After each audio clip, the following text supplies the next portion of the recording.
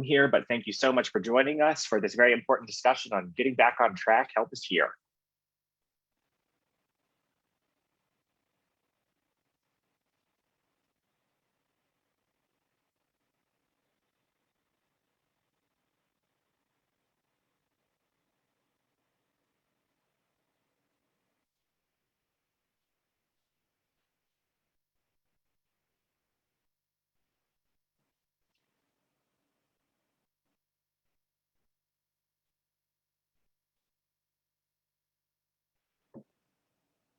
Good afternoon, everyone, and thank you so much for joining us for the final episode of our series, Getting Back on Track, Help is Here, with the U.S. Small Business Administration and the Public-Private Strategies Institute. Before we get started, just a little bit of housekeeping here. If you have a question, we'd love for you to share that with us, and you can do that by typing your question into the Q&A function that you see at the bottom of your screen. Big emphasis here, please don't share any personal information in the chat or in the Q&A function. No emails, no case numbers, etc. Just to prevent any kind of fraudulent activity or any scams. With that, I'm going to go ahead and turn the program over to my colleague, Rhett Buttle. Wonderful. Well, thank you so much, Stefan. Hello, everyone. My name is Rhett Buttle, and I'm so proud to serve as the president of the Public-Private Strategies Institute. We have an amazing program for you today. We are so fortunate to be joined by our very own, our SBA Administrator, Isabella Guzman, and of course, our amazing chairman of the Senate Small Business Committee, Senator Ben Cardin. We are so fortunate to be able to have two amazing champions with us today. Before we get this program started, I just wanted to take a moment. This is the end of the series, as you may have heard, and just talk about what a pleasure it's been. We've reached thousands of small business owners. The reason we launched this series is because we know how critical small business owners are to our economy. You create our jobs, you employ nearly half of our private sector workforce, and you're leaders in your communities. And we at the Public-Private Strategies Institute, and I know our partners in the U.S. Senate, the Small Business Administration, are all aligned to make sure that we're doing everything we can to support your recovery and beat back from COVID-19. The series has been focused on helping to educate small business owners about the benefits of the American Rescue Plan, helping small business owners figure out how they can be vaccine leaders in their communities and take advantage of digital tools to take their businesses online and reach customers they maybe didn't even know that they could reach. Before I turn it over, I want to take a personal moment to thank my staff, Stefan and Renee, who've been the heartbeat of this series, have been amazing warriors. I want to thank the SBA team, Cynthia, Veronica, Victor, and Susan, who've been the heartbeat of the SBA team working in true collaboration on this. And with that, I will shut up. And I'm so proud to turn it over one very last time to our amazing SBA Administrator, Isabella Guzman. Administrator, over to you. Thank you so much. This Getting Back on Track, Help is Here webinar series was built to demonstrate SBA's commitment to better connect our small businesses to the resources they need to recover, rebuild, and gain resiliency for the future. So thank you so much, Brett, and your entire team at Public-Private Strategies Institute. You really ignited this entire thing, and you've partnered with us to make this series a success. So thank you. Over the last 3 months, Getting Back on Track webinars have featured our nation's policy leaders and small business advocates and reached more than 27,000 small business owners, providing access to SBA's American Rescue Plan programs, as well as updates on our improvements and streamlining efforts, including release tools like COVID Idle, digital tools to pivot, and resources to support vaccine leadership in neighborhoods and communities across the country, which is especially critical right now as we need to fight this pandemic to fully and safely reopen our main streets, business centers, and innovation hubs. I'm really super proud of what we've been achieving through these 11 regional as well as national webinars, providing crucial information to our entrepreneurs at a time when we know you need it, and to build up all of our small businesses and entrepreneurs. We are committed to doing more as well. The National Small Business Week Virtual Summit is coming up September 13th through 15th, and so I hope you'll register today at sba.gov. We will have educational webinars, great connections with other business owners, and chats with industry experts to really propel your businesses forward, accelerate them. And of course, track us on social media to make sure that you're getting streamlined updates to all of our programs and advancements as well. At the SBA, we do believe that this outreach is an important step in making sure opportunity and capital gaps that hold back our underserved communities in particular don't limit our recovery and global competitiveness. Because small businesses are giants in our economy and a critical priority for the Biden-Harris administration. And truly thanks to the commitment to implementing an economic plan that lifts us all by the Biden-Harris administration, we're experiencing the highest economic growth rate in 40 years. And the American Rescue Plan has brought our economy back from the brink, successfully increasing our vaccine rates for adults from 5% to 60%, with 70% of adults getting at least one shot. Infusing our nation's small businesses with $60 billion in relief through the American Rescue Plan, including PPP, COVID EIDL, advanced programs, shuttered venues, restaurant revitalization fund, and more to really create more than 3 million new jobs. And at the SBA, we've been working hard to transform our existing COVID relief programs and launch new programs as well to reach our smallest businesses and those from underserved communities that were left out of early rounds of relief and are so critical to advancing our economy equitably. We did make key changes in Paycheck Protection Program in 2021 to focus on our smallest businesses. And now, just yesterday, in fact, we launched our direct forgiveness portal to help those smallest borrowers with loans of $150,000 and under gain forgiveness swiftly for their PPP loans. To date, more than 1,000 of those PPP lenders have signed up for the portal, which means that nearly half of our remaining PPP borrowers with loans of $150,000 or less are going to be able to access this tool. So you can find out if your lender is participating at sba.gov or just reach out directly to your lender to make sure that you're getting the direct support through their platforms or ours. We are making improvements across the board to our programs, and the COVID Economic Injury Disaster Loan Program is especially important to us. We want this to be a simpler process with customer service experts online that are effective and can better support the small businesses who are trying to take advantage of this patient affordable loan. And we know that there have been challenges in the program, and that's what my incredible team is looking to change. And I know you're going to hear a lot more about all those specific improvements, including how to easily access microloans in COVID EIDL. And later on in the webinar, we'll have our Office of Capital Access Senior Advisor, Veronica Pugin join us. All of our efforts to offer relief have spurred optimism. We've seen it as I've traveled across the country, but we know uncertainty remains. That's what I continue to hear. So we know there's a lot more to do to support you. But putting the virus in retreat is our first and most important task. President Biden has said that we're now dealing with the pandemic of the unvaccinated. And with the Delta variant that is more contagious and more transmissible, it is crucial that we get our vaccine numbers up. Only then will small businesses be able to fully and safely reopen their doors and welcome back their customers and employees fully.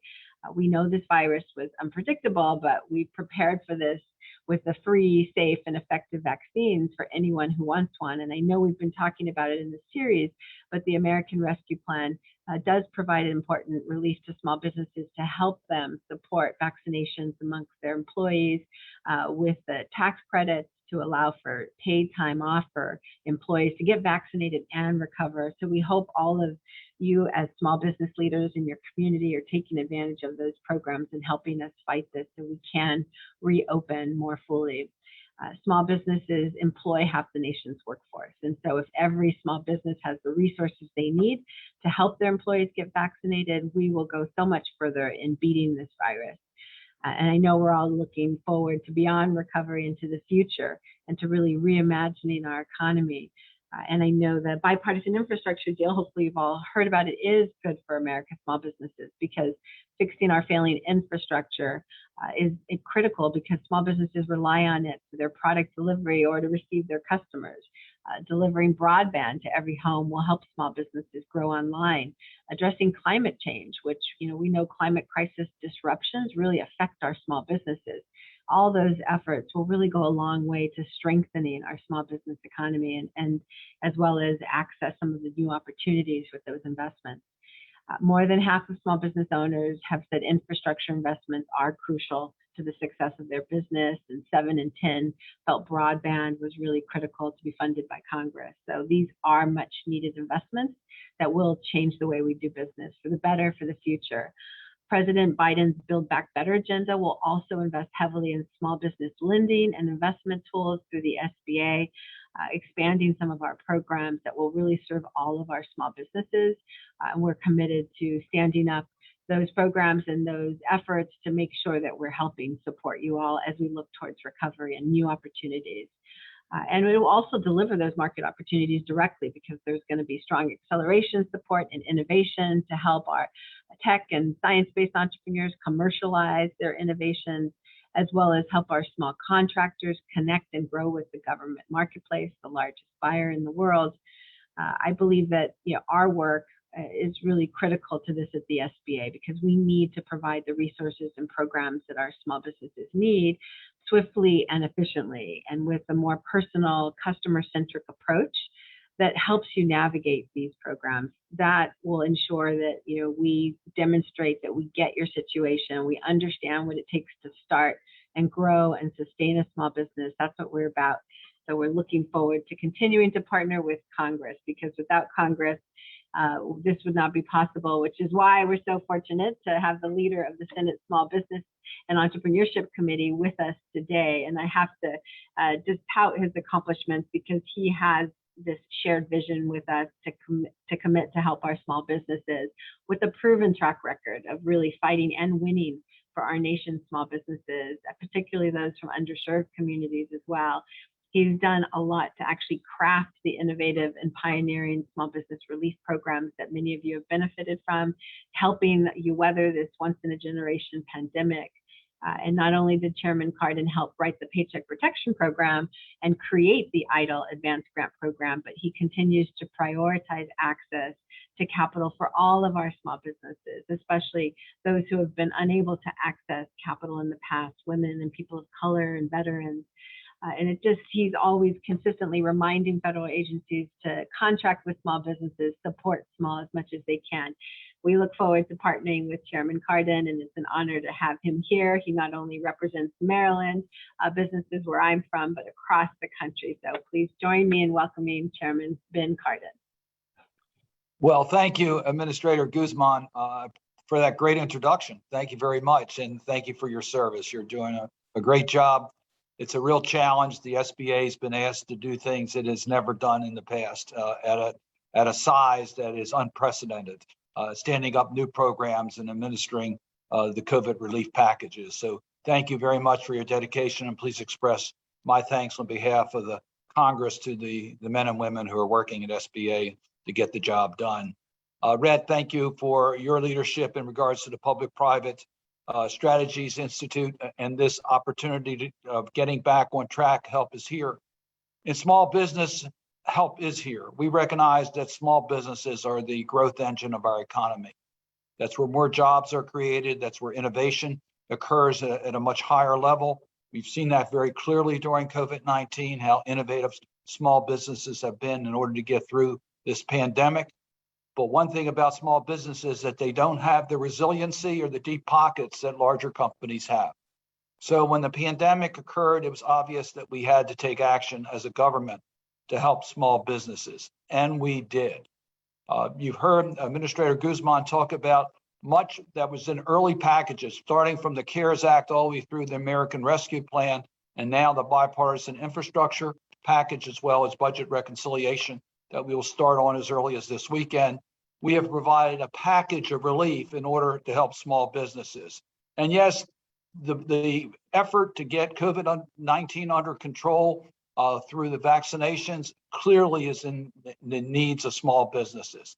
To get American families back on track so they can participate in our economy is critically important for small businesses. So the help, the direct help, the check payments, the child credits, and the funds that went to our school system so that they could operate safely, all that helped small businesses in our economy get back on track. But when you look at the relief that was provided directly to small businesses, it's unprecedented in size.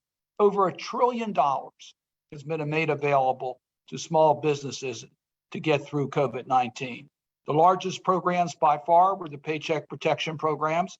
12 million small businesses participated in forgivable loans to the tune of over $800 billion.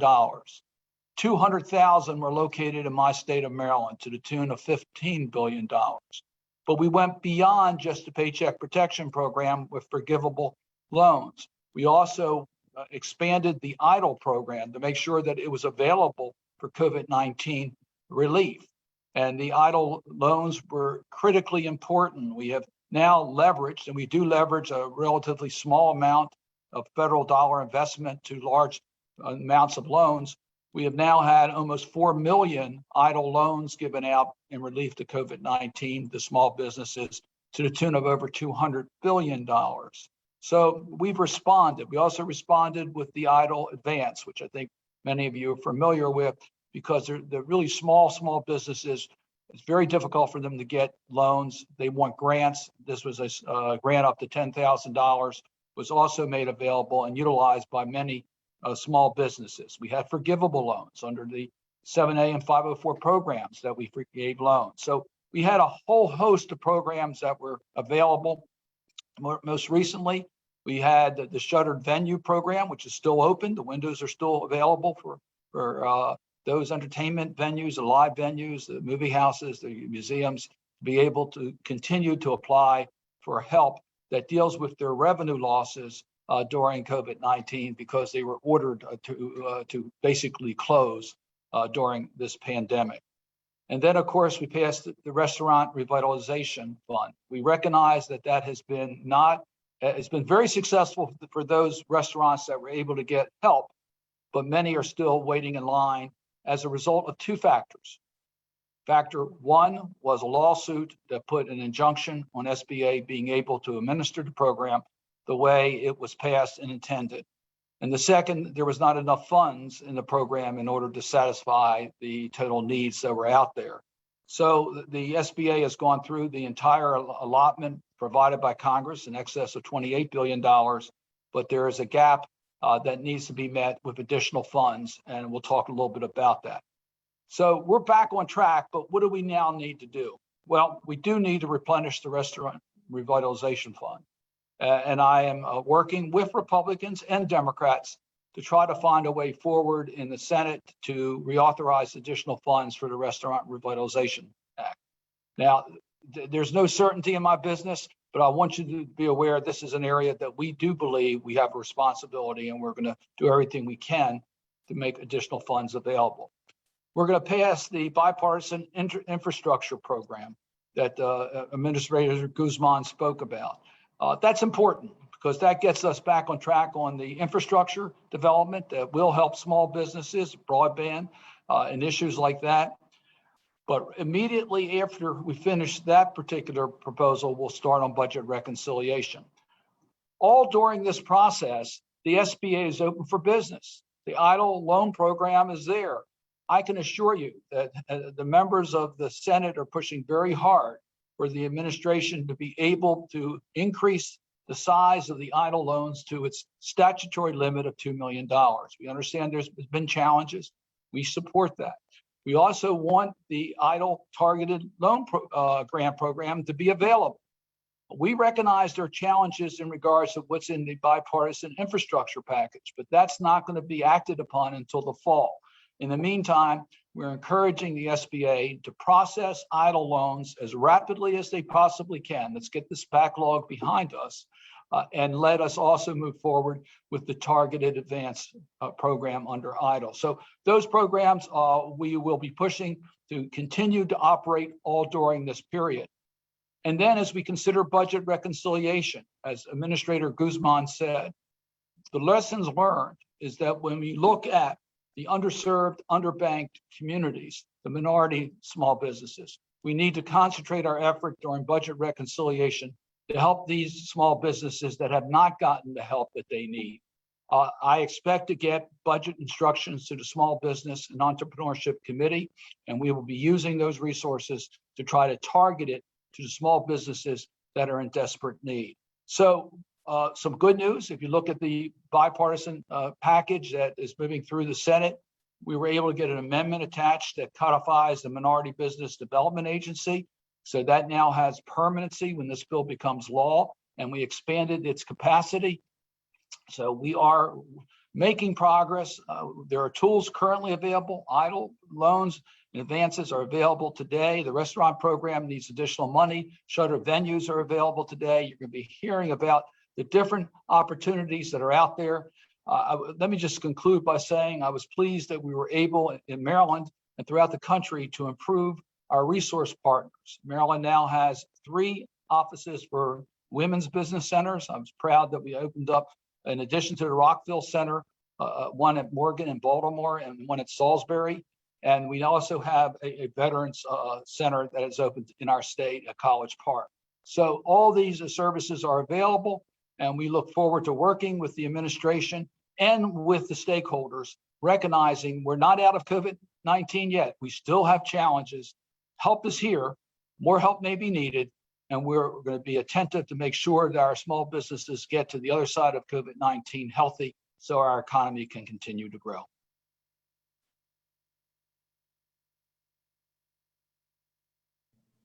Thank you so much, Senator Cardin. We truly appreciate all of your remarks and updates from the United States Senate and all the hard work you and senators are doing to make sure there's more money available for many of our small business owners who are in need at this time. Thank you so much, sir.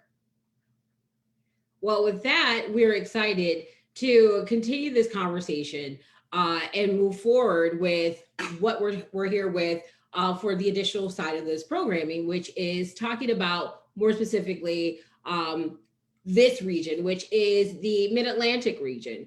And next slide, please. We are happy that we're able to have the amazing Veronica Puhin, who is the Senior Advisor to the SBA's Office of Capital Access. In this role, she leads programs and projects to deliver small business capital resources across the country with a focus on equity and accessibility. Prior to the Biden-Harris administration's political appointment, Veronica worked on equitable small business capital access for the state of California, where she led macroeconomic planning and small business operations at LinkedIn and oversaw project operations for a financial inclusion technology company focused on underserved communities and consulted government businesses and nonprofit clients on the project management and operations. As a consultant, she has also worked with nonprofit and government clients on programs targeting underserved communities with a particular focus on Latino and underbanked populations. Veronica, thank you so much for joining us today. Thank you, Renee. Thank you to all the small business owners who are joining this conversation. This conversation is helpful for us at the SBA on one hand so that we can share more information with you about the resources available and improvements we're making to those resources so that you have the information you need. And on the other hand, it's helpful for us at the SBA to hear from you. So I've just been seeing a lot of really good questions coming in through the Q&A. We'll do our best to respond to those questions, and the ones we don't get to, I'll have access to afterwards, and we can share materials with those who registered for this webinar afterwards. And hearing your questions also helps us be aware of what are other things we need to be prioritizing to continue to improve on the programs. So thank you. Before I dive into the COVID Idle program, just want to thank Public-Private Strategies Institute for this collaboration and creating this space and platforms so that we can all come together. Want to echo the administrators' comments on promoting access and resource small businesses. COVID Idle is a program that aligns with that vision with a specific focus on supporting small businesses towards recovery in light of the COVID-induced economic recession. And then want to highlight that I'm excited to share improvements that Senator Cardin highlighted on us improving how we process these applications, how we get them out the door as quickly as possible. So I'm looking forward to sharing the progress made there and what we can look forward to in terms of process and our ability to meet small business needs who are applying for these programs. So let's dive into COVID Idle. Before I share some details, it's helpful to understand audience. Stefan, would it be possible to launch that poll?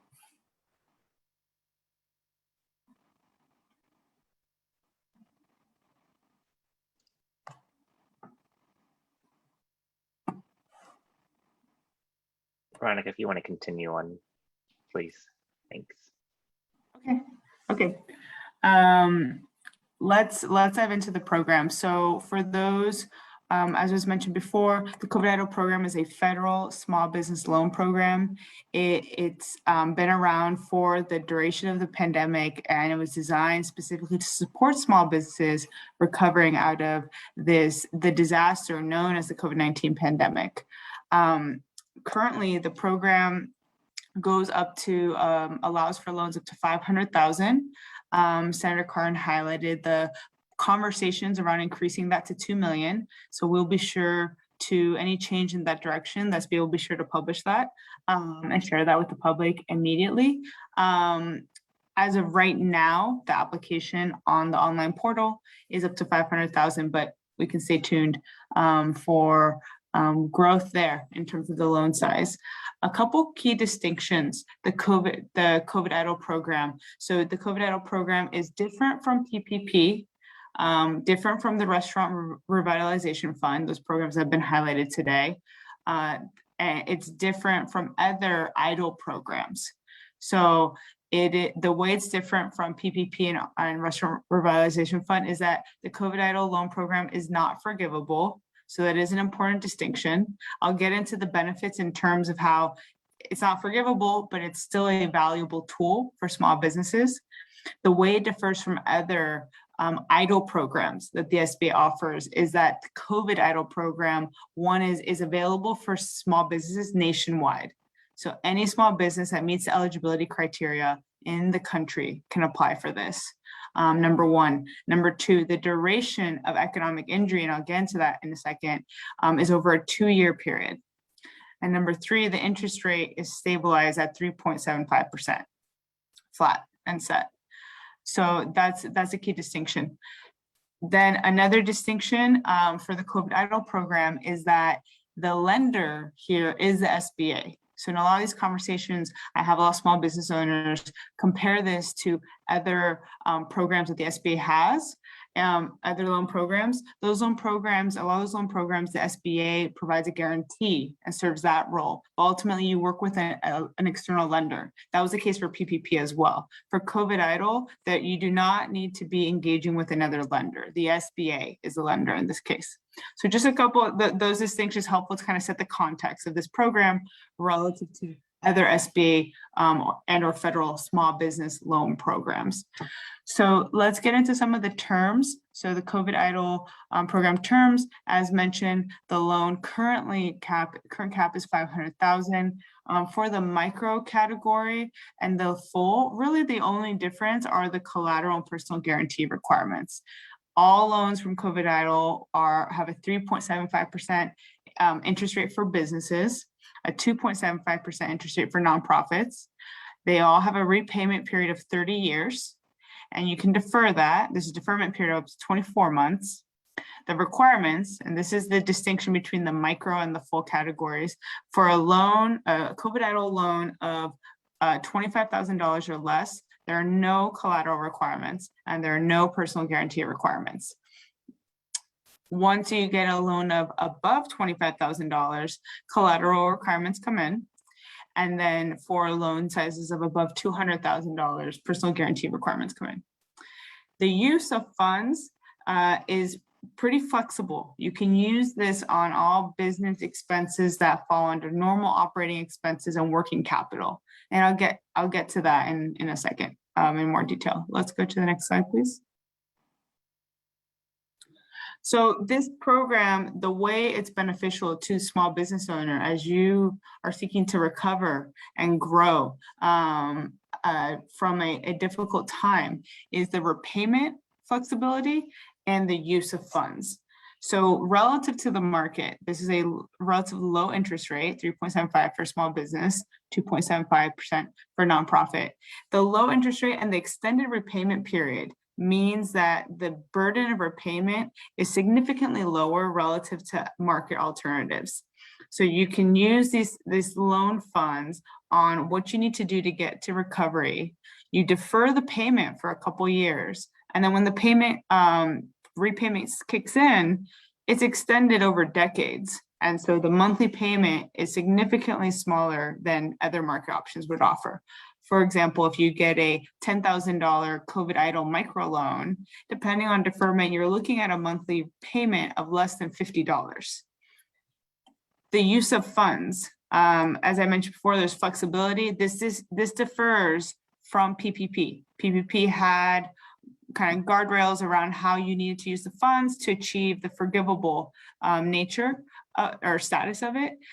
For COVID idle, it is not forgivable. A benefit that comes with that is you have more flexibility on the use of funds. All normal operating expenses and working capital are fair use of the funds. Some examples are credit card payments, payments on commercial debt in general, but we know a lot of small businesses were put in a position to take unfavorable commercial debt at particularly unfavorable terms out of pressure to survive the pandemic. Business credit cards being one common one. You can use this to wipe out that balance. You can use this on increased wages. There's a labor shortage, pumping up the wages, and many small businesses are struggling to have the capital to bring in those employees to meet the consumers that are coming into their door. So you can use these funds for that. You can use them for accumulated debt. We know rent. We know that rent deferment has been very helpful for small businesses, but that's ended, either has already ended or is going to end, presenting a significant burden on small businesses that you can address with COVID idle funds. Increased cost of goods sold, increase a variety of expenses, and these are just some examples.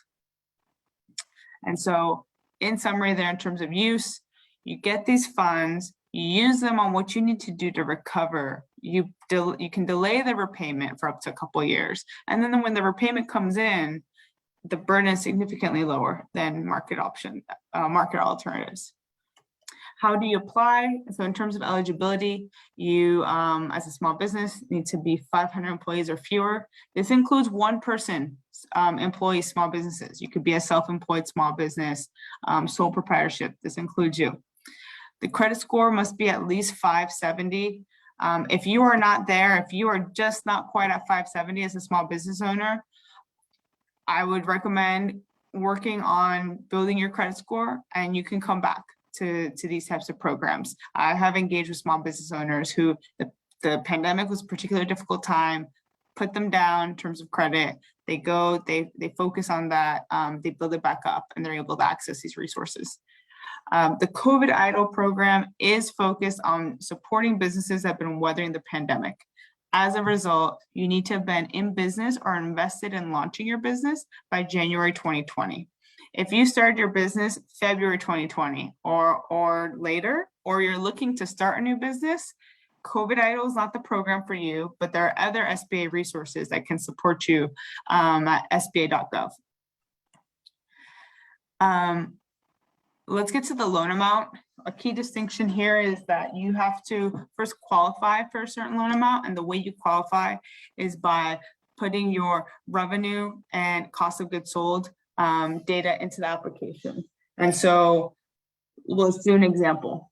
If we're in business, you take your 2019 tax returns, you take your 2019 annual revenue, let's say that was 200,000. You take your 2019 cost of goods sold, let's say that was 100,000. You subtract them. So 200,000 minus 100,000, that equals 100,000. You multiply that times 2, that equals 200,000. That is the total eligible loan amount, meaning you can apply for up to 200,000 COVID idle funds. You do not have to apply for the whole amount. You could be eligible for 200,000 and apply for 150,000. But the point is you can't apply for more than your eligible amount. It is possible that your eligible amount is above the current cap. So it's possible that, let's say your 2019 annual revenue was 1 million and your annual cost of goods sold were 500,000. 1 million minus 500,000, that equals 500,000 times 2 equals 1 million, meaning you are eligible for $1 million. Currently, that cap is at 500,000, so you would only be allowed to apply for that 500,000. But as the senator mentioned, about the conversations in progress and an announcement about a cap increase, that would change that scenario for you if that's your case as a small business owner. Let's get to the next slide on process improvements. Great. So I know some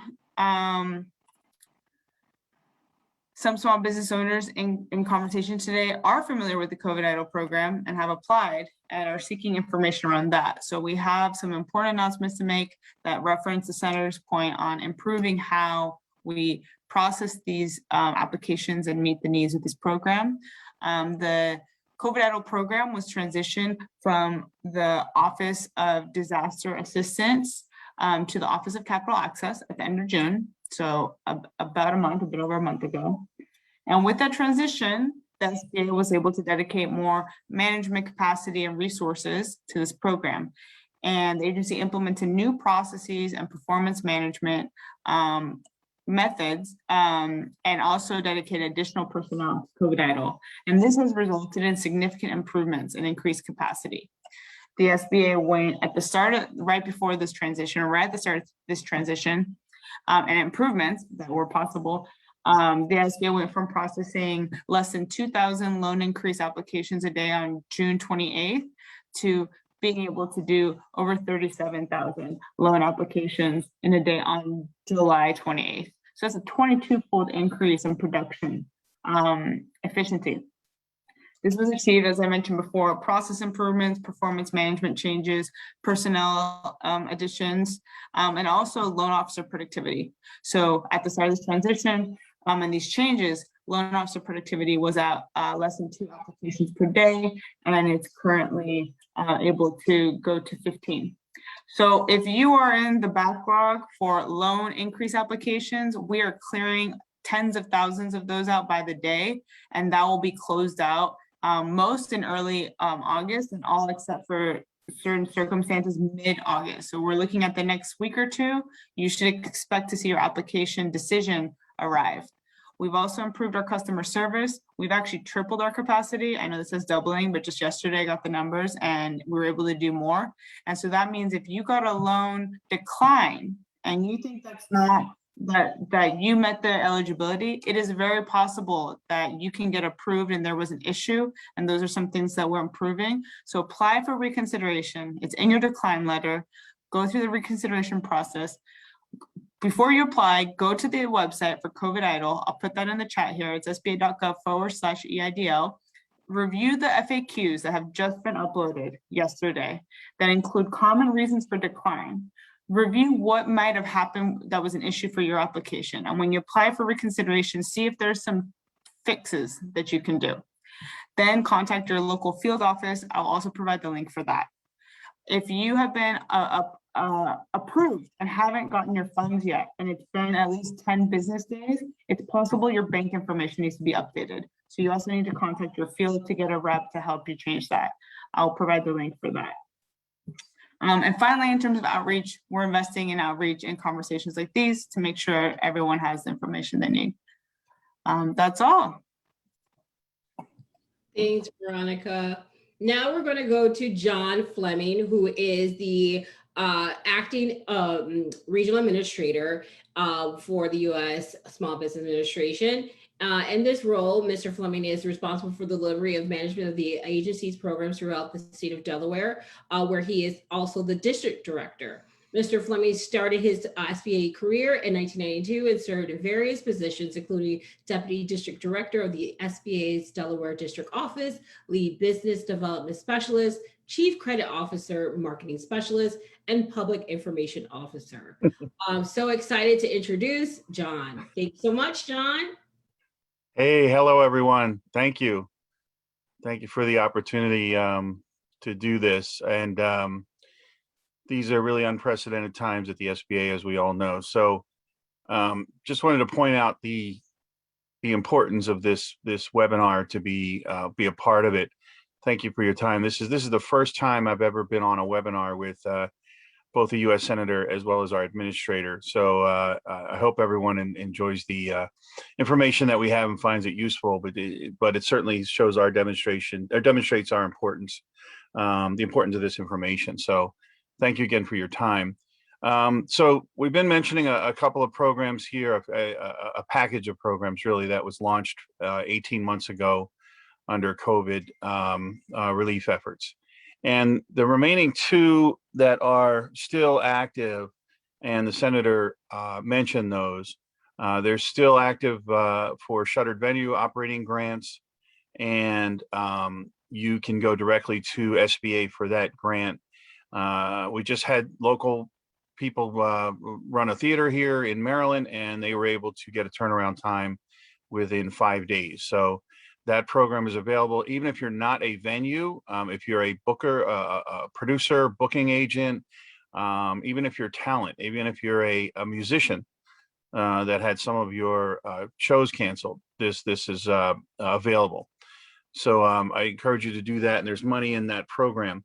The next program, the RRF, is still being distributed. We received, as the Senator mentioned, we received many applications for this, and they are hoping and expecting we'll get more funds in the future here. But that was another very targeted, specific program that happened in 2021 with the various laws that put that into place, and we've had good success stories under that as well.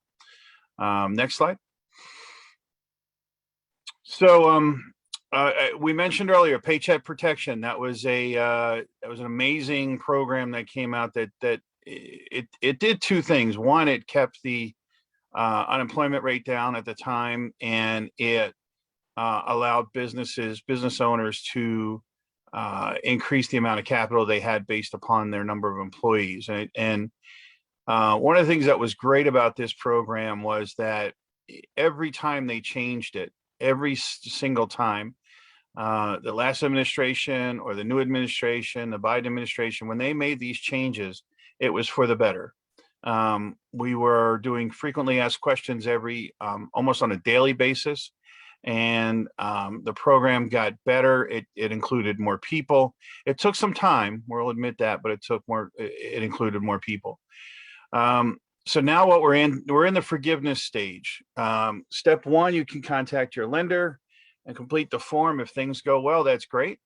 Complete your documentation, they submit it. You have your complete application. That works out 99% of the time. That's worked out well. There are some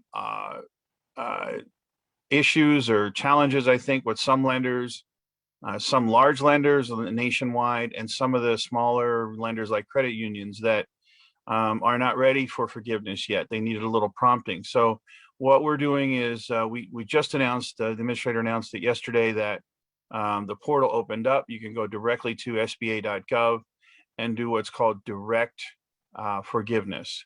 That will prompt your lender to move that application forward, and that's real important because that's a timely issue at this time. Next. Okay, so this is kind of what this slide shows, what SBA looked like before the pandemic, and we're going to go into each one of these. We tried to be everything to everybody a little bit for small businesses, try to be as many kind of a one-stop shop for small businesses. And so these 5 programs really take up most of what we do at the SBA. So I'll go into each one of those. Next. Okay, so we have our SBA lending programs. This was pre-COVID. They're still running during COVID. In fact, under these programs, the fees are waived. It's important. This is timely.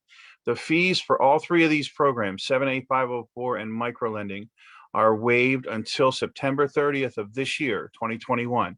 Not sure if they're going to extend that, meaning is Congress going to extend that? But the fees are waived for these programs, and that has helped. It provides a higher guarantee for these programs, which means that your lenders will be more apt to, more able to do these programs. And in fact, SBA, apart from the PPP and other COVID relief efforts, we're going to enjoy a record year this year under 7A and 504. So it shows that lenders are lending under the regular program, and I encourage everyone to take advantage of it. Now, 7A is kind of our general program, working capital.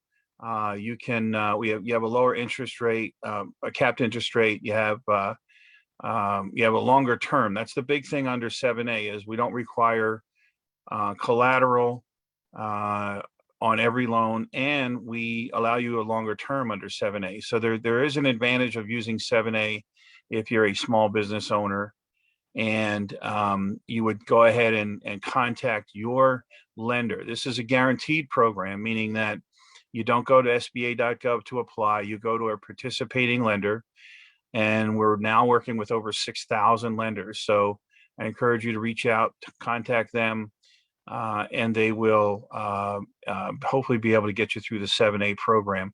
If you have some challenges doing that, you can contact one of the local offices. Later on in the program, we'll give you some information about how to contact your local district office.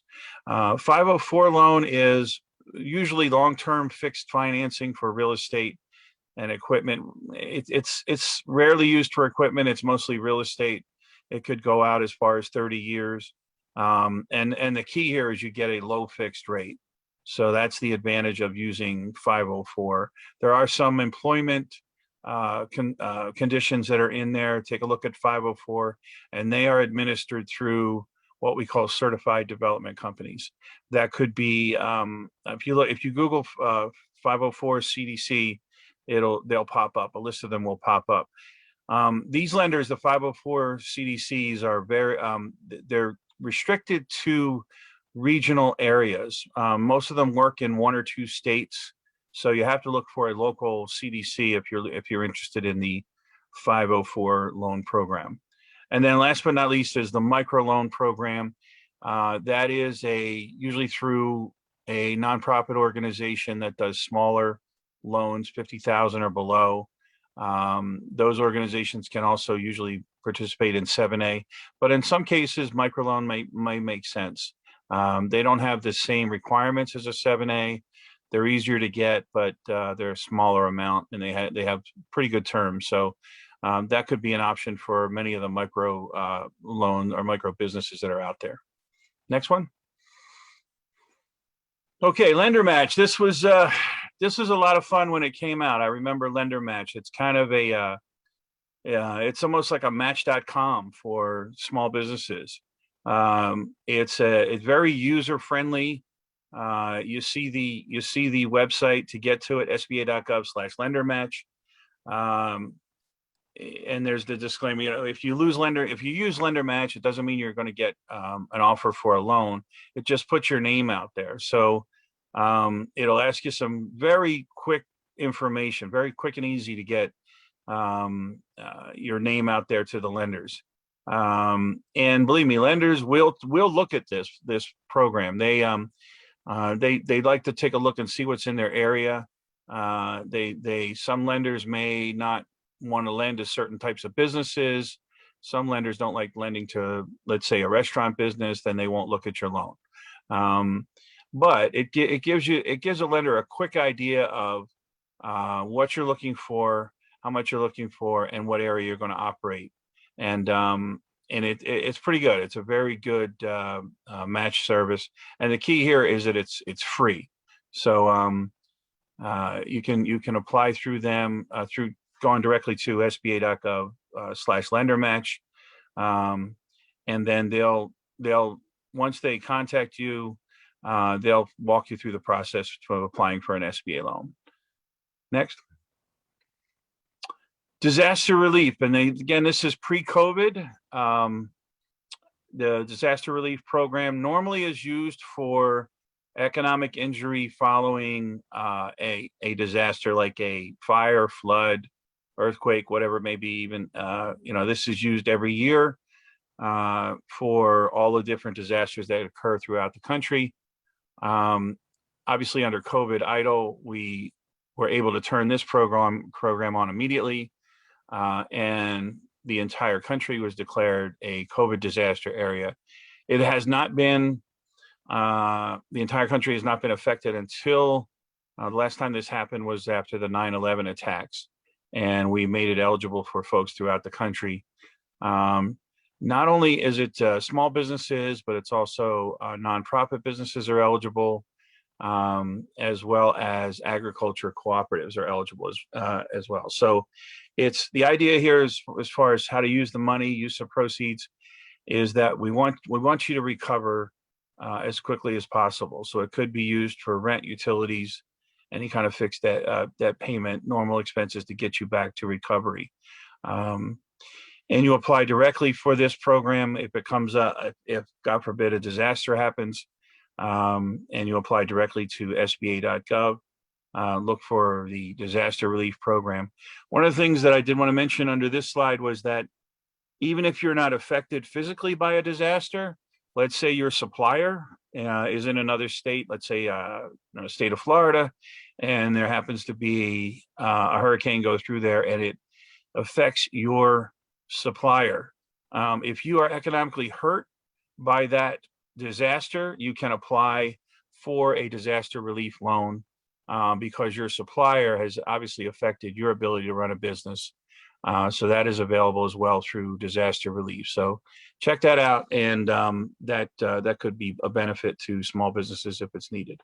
Next slide. Investment capital. This is a question that we get from time to time. So our version of the investment capital or the venture capital world is what's called SBIC, Small Business Investment Companies. These are private investment companies that are licensed by SBA. They're privately owned and regulated, but they are licensed and regulated by the SBA. Sometimes they use SBA or government funds to leverage their funds. Sometimes they do not. It just depends on their business model and how they want to work it. So if you're in that area, if you have an SBIC qualify or a business that may lend itself to investors rather than debt, it might make sense to check out the SBIC program. The good news is it's regulated by the SBA. It's always better to, and you get a little more protection when you're regulated by the feds when you're a lender than not. These are long-term larger projects that would make sense under SBIC. So if you go onto their website, sometimes they'll have specialties. You might have an SBIC that specializes in technology or biotech, something along those lines. They're usually larger projects that require lots of investment, and it might make sense if you're in that realm to take a look at the SBIC program. Next one. Surety bonds. So surety bonds, it's a program that's designed to help businesses that win contracts, and they provide a guarantee. So we provide a guarantee on a surety bond. So it's a lot like the 7A program, where you wouldn't qualify if you can't qualify for a normal surety bond, a conventional surety bond. It may be that the project is larger than what you're used to bidding on, and you couldn't get a surety bond for that. It may be that you're too new in business. Maybe you're less than 3 years in business. You might need to use a surety bond, our surety bond program, instead of the conventional bond program. So the way this works, again, a lot like a 7A loan. You would contact one of our surety bond agents. There's lots of bonding companies out there, but there's only certain ones that will work with SBA to write the surety bonds. So not every one of them participates, just like not every lender participates in our lending program. So contact them. They will partner with you. The SBA will provide a guarantee on that bond, and then the small business goes ahead and uses the bond and is able to work with whatever government agency has given them the contract. So very good program itself. It's funded well. It works pretty quickly, but it's not, I don't think enough people know about it. So I'm glad it's part of today's webinar. Next one. Okay. As I said earlier, we try to cover all of our bases when it comes to small business. And we have a dedicated team and individuals that are out in the field that can help you with exporting needs as a small business. Everything from exporting intelligence, and you see the website there, sba.gov/trade tools. We can help you find overseas buyers through what's called the STEP program. This is very good. It's a program that's offered in, I believe it's in every state now. And if you're interested in trying to find overseas buyers, and we understand that there's a cost to that, whether it's a some research costs or hiring folks, or even visiting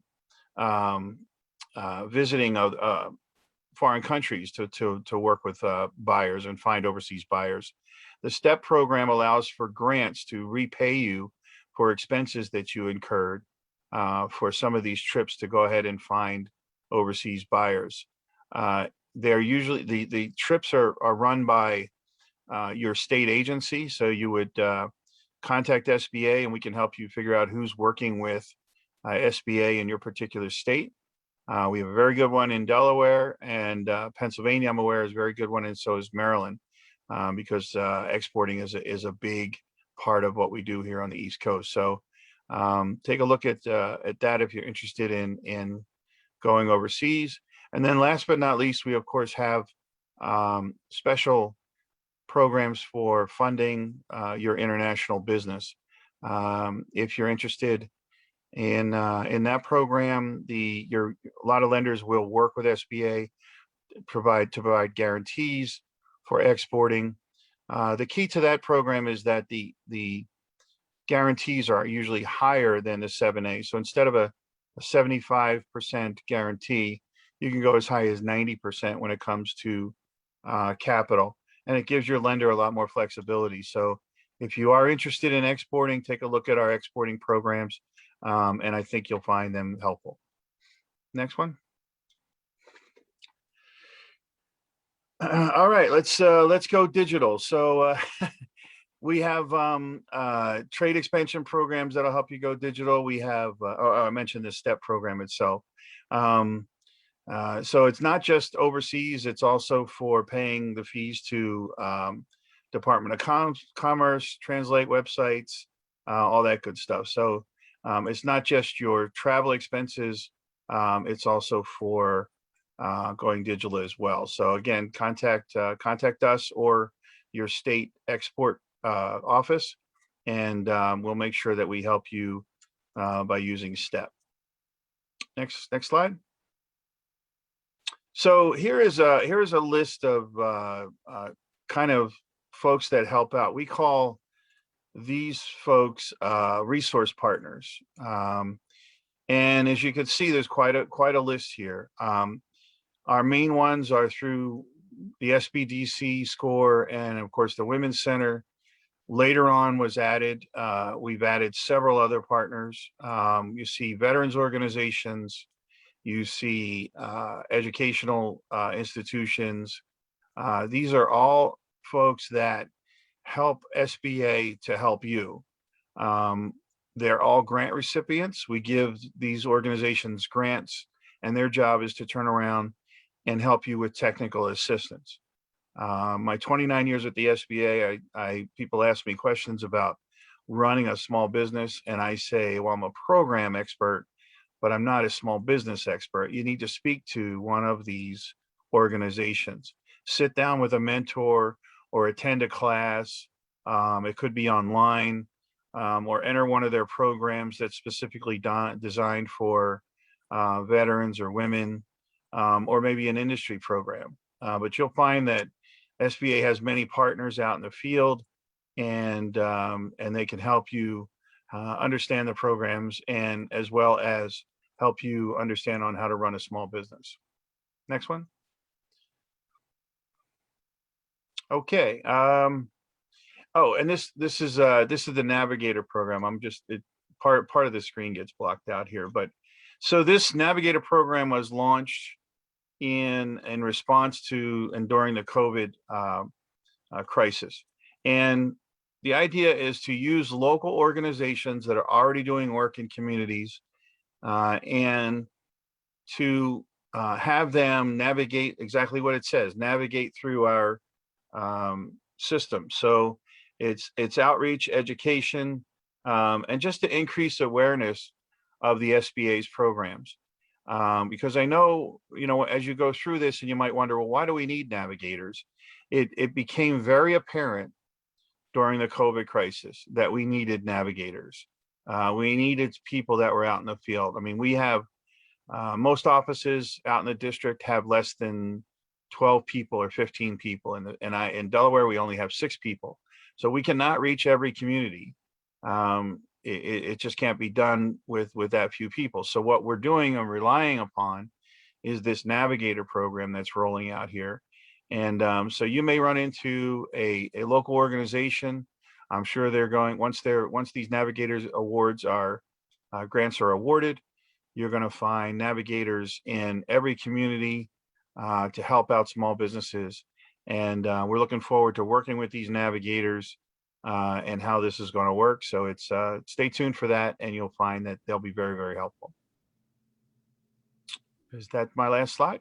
Yes, John, thanks so much. Thank you.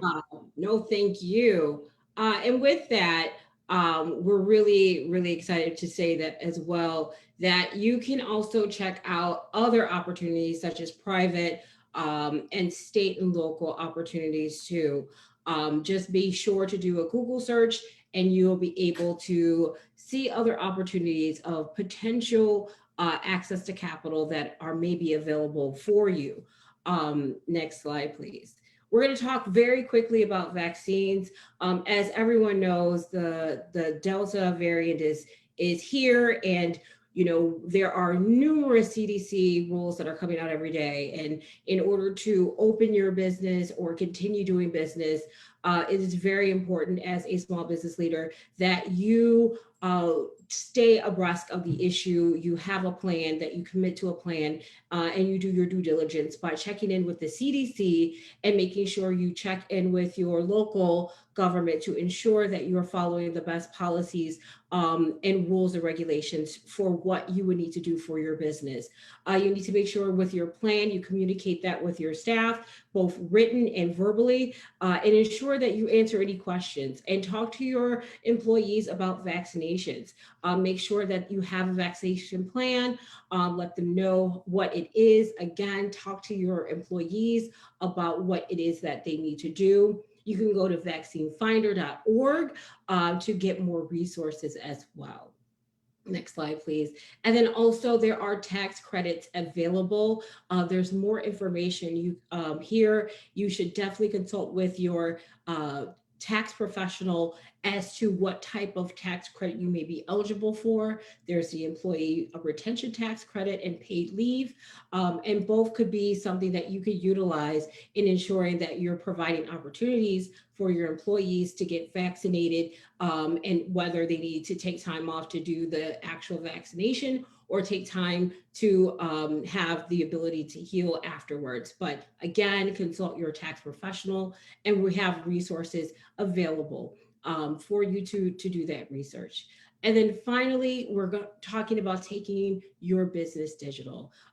As we know, with COVID being here, having web presence and for awareness of your company is really important. You want to have e-commerce capabilities. You want to have the ability to fulfill your business orders with no touch as much as possible.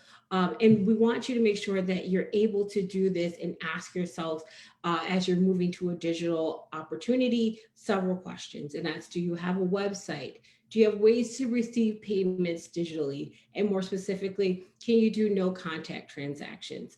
And if you're doing those things, you are doing right and making sure you're moving forward and going digitally. And with that, I'd love to bring John back to talk about the Mid-Atlantic region, district offices, and anything that's going on in the region. Back to you, John. Thank you so much for that. You have here a listing of the offices in my region.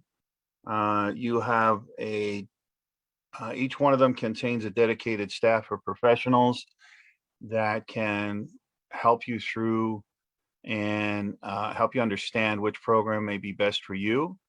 I encourage you to visit their websites. We sometimes will have specialized training for small businesses. We have, I know in the Delaware office, as well as others, they have two main training sessions. One is on accessing capital, which will include questions about PPP, as well as our other programs, 7A and 504. And then we also have contracting programs. A lot of what we do at SBA is to help you understand how to get government contracts. The Congress has set a goal of 23% of all contracts must go to small businesses. And SBA's mission, part of our mission, is to help you do that. We have professionals on staff that can help you understand the world of government contracting, which is very, very complex. I know each one of the directors of these offices are very seasoned, very professional leaders who can help you understand the program and have many years of experience. So contact them directly, and they'll work with you, and their staff will work with you to help understand which program works best for your particular small business. Thank you. Thanks, Sean. And with that, love to bring both you and Veronica on for just a couple of quick questions that we're seeing in the Q&A. I just want to let people know that we're just going to do a couple of brief questions that we saw. We're not going to answer any specific questions. We're going to just try to do some general themes that we saw. Actually, we have Veronica who had to drop, so I apologize. But John, we have you here. Just wanted to ask a couple quick questions before we go. What's the difference between regional and district offices in terms of services? Good question. The district offices are it's a more direct service. They meet directly with small businesses. The regional office, our role is to work with central office and get information out to the districts that they may need. A lot of the regional office stuff functions end up being internal, to be honest with you. There's only 3 people in the region staff for the whole region, so we do rely heavily upon your district. So small businesses should go ahead and contact their district and not necessarily their region. Although if you want, I mean, I know there's some questions that are going to pop up. There's thousands of businesses on this call. That's exciting. But if they want to email me directly, I can get them to the correct district, or perhaps I'd be able to answer their question directly. I can do that. My email is john.fleming@sba.gov. You see it on the screen. So thank you. Well, thanks, John. And then also another thing I think a lot of people want to know is, especially when they have questions about their applications, whether it's EIDL, Paycheck Protection and forgiveness, how can the district office assist them with any of those type of questions that they may have? Yeah, that's a great question, because in the beginning we were kind of handcuffed. We were not able to help people understand the problems that they were having with their EIDL loans. Under PPP, we were able to say, hey, go contact your lender, they're handling it. But under EIDL, knowing that's an SBA program, we were able to either send them to frequently asked questions, or we were able to help them themselves. But a lot of times they needed individual help. So you can go ahead and try the customer service line for disaster, call them or send them an email. But sometimes that you need to contact the district office, and we're able to help you understand where some of the issues are, but we're not able to fix things. So if you've messed up or transposed some numbers on your bank account, we can't fix that. That's something that you need to do, or the center needs to do. But what we can do is we can identify the problem. We can instead of just wondering what was going wrong with your application, people in the district now can see your application and tell you what the issue is. And most of the time we can tell you how to fix it. At that point, it's up to you to go ahead and fix it and work with the center to do that. Well, thank you for that. And I actually just dropped into the chat, so all attendees should be able to see this. For COVID idle FAQ, I just dropped a link. So I know there was quite a few questions about the COVID idle. So there is a link you should be able to click on for that. And then also for people who are looking for a field office, they should be able to click on that link as well. So I just dropped that into the chat. So everybody, if you're able to look in your chat, you'll see information for, again, the COVID idle FAQ, and then for able to find a field office.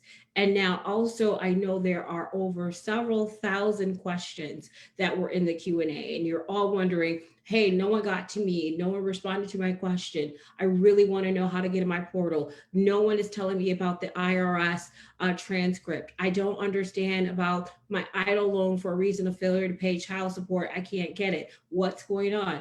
Don't worry. We have all of your questions, and we are going to give this to the SBA. And so they are going to work diligently to try to address some of these questions and try to make sure that they're uploading these responses to the FAQ, that link that I just dropped into the chat, so that you can stay abreast of how these questions that you all are having are being addressed and updated. So we are working diligently. We do apologize. We know there are tons of questions.